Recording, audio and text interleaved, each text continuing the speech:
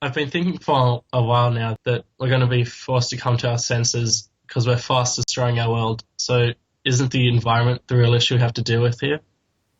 It's certainly true, and that the environment is promoted everywhere as the great save the world issue. But the truth is, the so-called green movement has only been focusing on the symptoms. To fix all the runaway problems we're surrounded with, in fact, to stop the destruction of our world and the disintegration of society that's happening everywhere we look, we have to fix the cause of the problem, which is us humans. We're the problem. Our out of control, egocentric, selfish, competitive and aggressive behaviour. As I said, there's been much talk of the need to love each other and to love the environment, but the real need on earth has been to love the dark side of ourselves, to find reconciling and redeeming understanding of that, explain the psychological origins of our deeply distressed condition, and by so doing heal our troubled souls and set ourselves free. And it's precisely that all-important liberating understanding of ourselves that's going to be presented. And again, this is not one of those mindless, dogma-based, New Age, or more recently, a New Earth, false starts to a new world for humans that can't and doesn't last.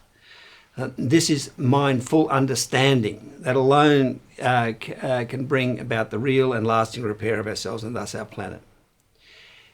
We humans are conscious beings. We needed brain food, not brain anesthetic. We needed to be able to think our way to freedom, not abandon thinking.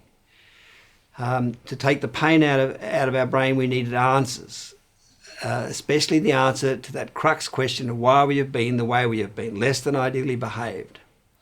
And it's that answer of answers that will be presented. This understanding gets to the heart of the problem behind the destruction of our environment and solves it. As to being forced to our senses by what we're doing to the planet, as I've said, the fact is the real reason behind the destruction of our environment has been us, our extremely destructive behaviour, which at base is the issue of the human condition.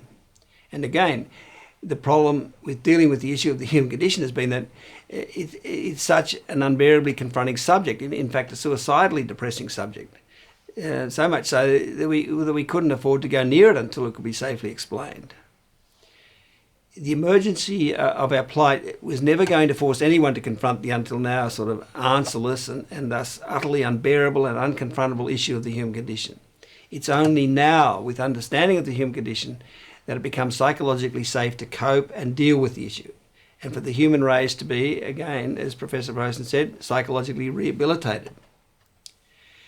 So the truth is that focusing on the environment was a way of avoiding the real issue of self.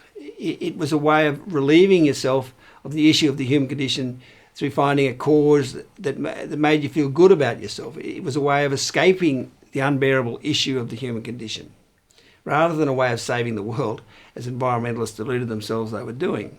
There's a great quote from Time magazine editor Richard Stengel, who recognised this when he said that the environment has become the last best cause, the ultimate guilt-free issue. Yes, environmentalism, as it's been practiced, has been a way of making humans feel good, feel guilt-free, rather than a way to repair the world, because actually to repair the world required that we confront ourselves and repair that. And the interest of environmentalists was in doing the exact opposite, namely avoiding the issue of self, finding a way to feel good about and thereby sort of avoid having to confront the real issue of yourself.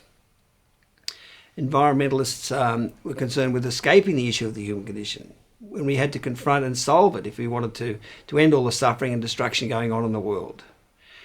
They were leading humanity in the opposite direction to where humanity's freedom lay.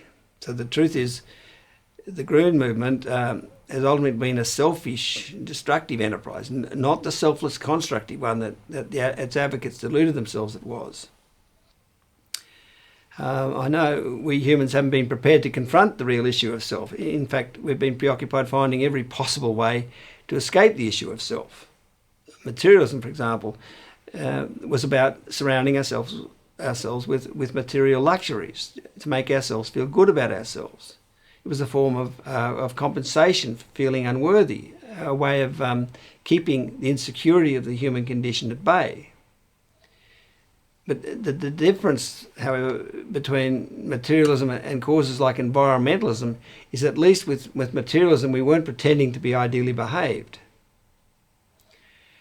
I should incidentally mention that the march to ever greater levels of delusion and dishonesty through taking up ever more pseudo-idealistic causes to make ourselves feel good, escape the real issue of the human condition, will be much more fully explained and exposed later in this introductory presentation.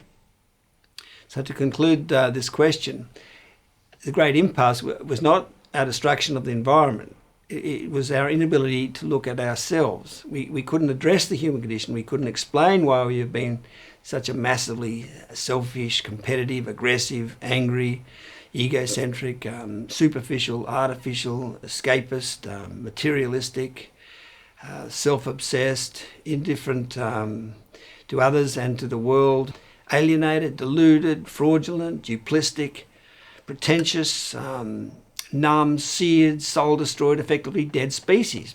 But now at last we can, and most wonderfully by explaining the good reason why we humans have become so artificial, selfish, competitive and aggressive, we can permanently heal that immensely troubled state, rehabilitate our species, and in so doing rehabilitate our planet. So saving the environment depended on finding redeeming and ameliorating understanding of ourselves. So if you want to save the snow leopards, or the giant redwoods, or the Okavango Delta, or the Amazon, or the Earth, or those you love, or yourself, or the human race, this is the only path that can achieve that. So the truth is, the sooner you support and adopt the path of transformation through understanding, the better. The choice is self-destruction or self-discovery. And unfortunately, self-distraction, finding ways to escape the issue of self, such as finding ways and causes that make you feel good about yourself, it's the abomination that causes desolation, the path to oblivion, the answer to absolutely nothing.